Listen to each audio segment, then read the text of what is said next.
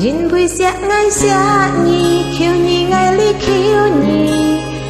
mọi thế thì cùng chỉ cả cái sim si im vui hết còn chân sim cả nhì con ngay với dần hướng ngay ở nhì hẹn tiếng nhì mọi cái giông khiêng ở nhì ngay mô liang trường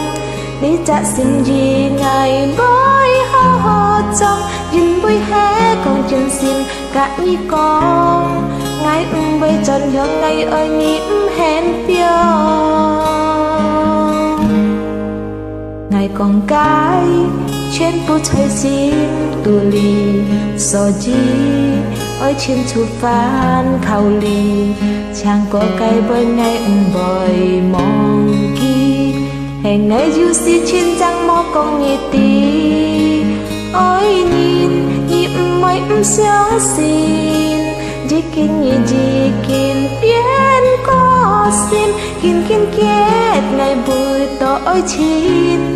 Jin vui ngày nhung bắt tụ mai áp bét nhì Jin vui xia nhì khiêu nhì ngày li khiêu nhì mọi thật thì cùng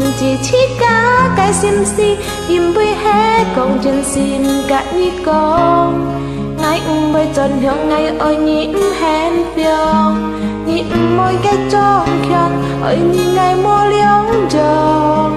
đi chợ sim gì ngày với ho trong Jin với hết con chân sim cả nhì con ngày với tròn hướng ngày ở nhì hẹn phiền telephone ở trên chỉ gian buồn thiên ở trên cả sim treo hè khiêm theo kín mới chẳng lời thùng đeo sim treo khói hi đèn mô sang xì ngày hắn run đàn ơi nhỉ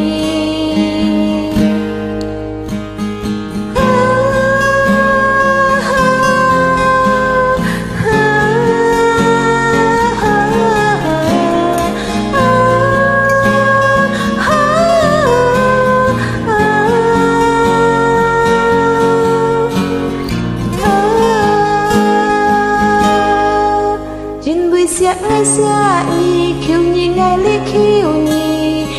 mọi thế thì cùng chỉ cả cái sim si Jin vui hết còn chân sim cả nhì con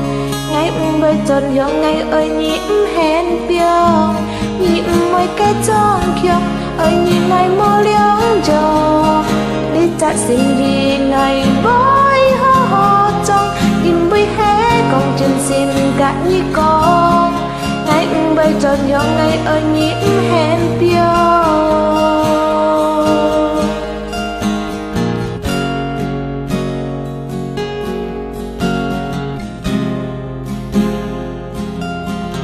Jin vui hết con chân sim cả nhị con ngày với tròn hướng ngày ở nhị hẹn phiền